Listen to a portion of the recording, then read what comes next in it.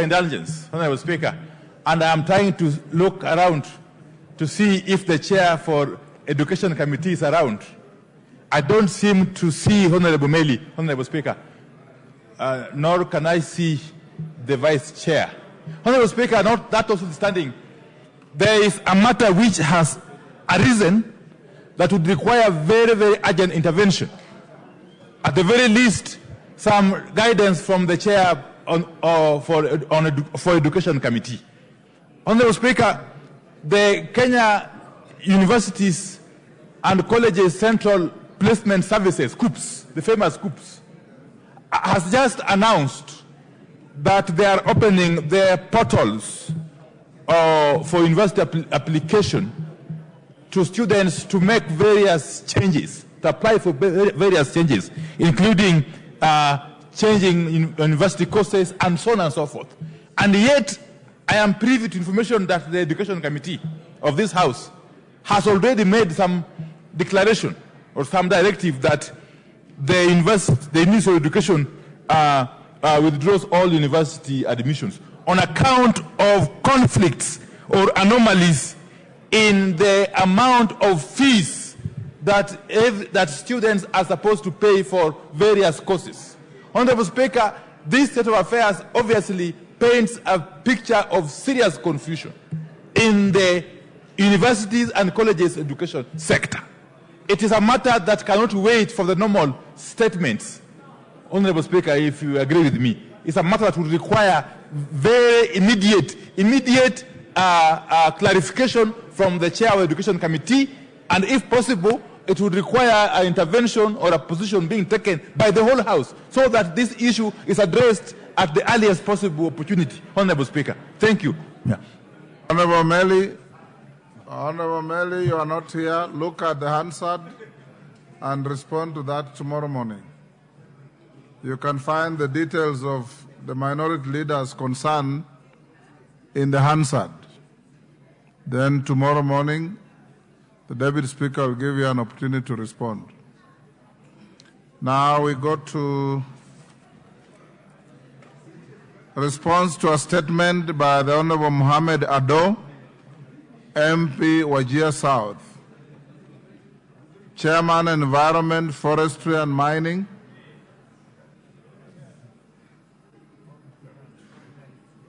Who is the chairman? Is that Gikaria? Owen Bayer. Who is your chairman or chairperson for Environment, Forestry and Mining? The Honorable Gikaria, sir. Where is he?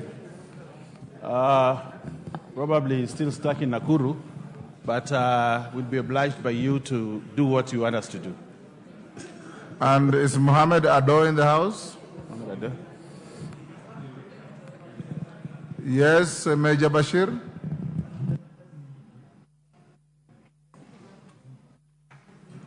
Honorable Speaker, thank you very much. I stand in for the Honorable Mohammed Ado. I have his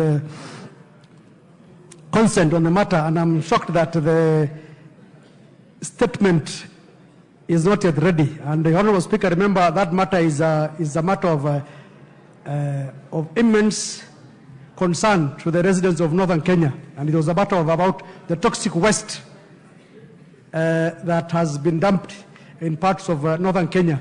And I'm shocked that the statement is not available, so I will rather request that probably you rule when that statement will be available so that we can make further input on the same. Owen Bayer, you inform Honorable Gikaria to bring the statement on Tuesday afternoon. Next, Chairperson, Departmental Committee on Transport and Infrastructure.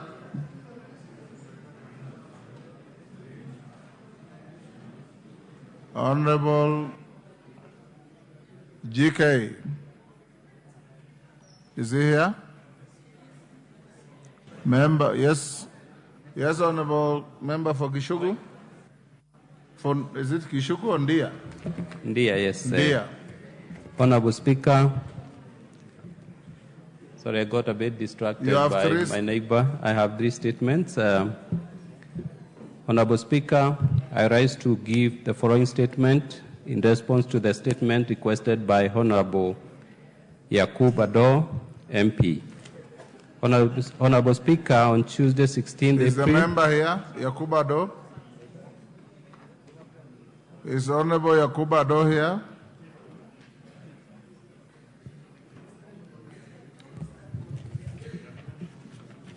He is not here. Go to the second one. Thank you, Honorable Speaker. I rise to give the following statement in response to the statement requested by Honorable Engineer Paul Zengu, MP. Is Paul Zengu here? Yes, there you are. Go ahead. Thank you, Honorable Speaker. On Thursday, 18th April 2024, the member for Mwingi North constituency, the Honorable Engineer Paul Zengu, MP, requested for a statement from the chairperson of the Departmental Committee on Transport and Infrastructure regarding the current state of allocation for roads maintenance under Kera Development Fund for April-June to June this year. Honorable Speaker, regarding the aforementioned statement, the Honorable Zengu specifically requested for details on the following issues. 1, explanation of the criteria used to allocate funds, leading to the huge discrepancies and leaving other counties without any allocation. B, measures the government is taking to alleviate against the unnecessary discrepancies in funding and ensuring there is equitable development of the country. Honorable Speaker, the committee has since received responses from the Ministry of Roads and Transport, and I now wish to make that statement. In regard to the criteria used to allocate funds leading to huge discrepancies and leaving other counties without any allocation, the Ministry submitted that the prioritization of roads and drainage structures for construction is premised on the principle of equity and need-based, while taking into consideration the following factors. 1, national economic blueprints and strategies. 2, availability of resources, factoring existing commitments and physical liabilities, that's paying bills.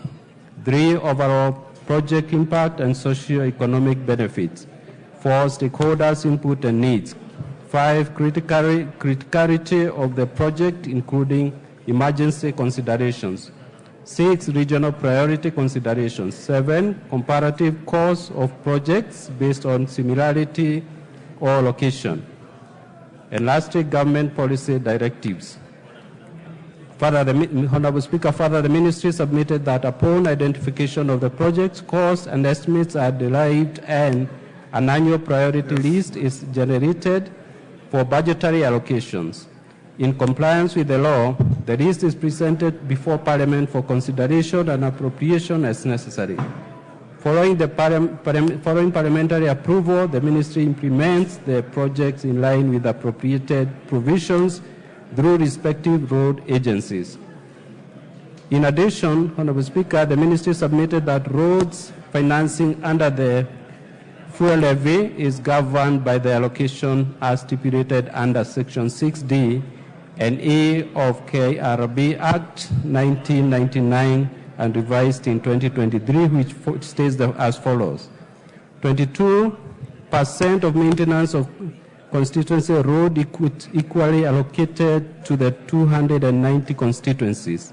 10% of the maintenance of link roads between constituencies. And C, 40% for maintenance of national track roads, and 15% for maintenance of urban roads, and 1% for maintenance of roads in the national parks. And there's a maximum of 2% for KRB operations.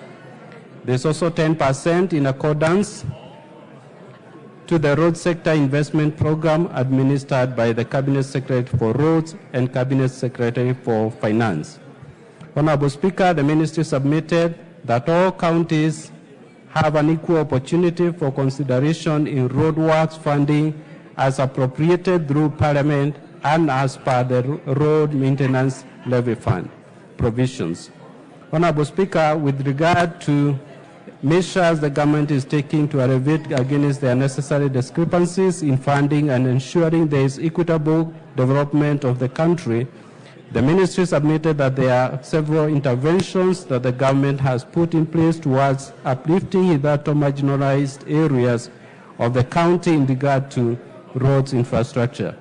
Amongst the key interventions along this line is the implementation of the equalization fund, through which currently 90 contracts worth 948 million Kenya shillings has been awarded in 15 counties and are at various stages of implementation.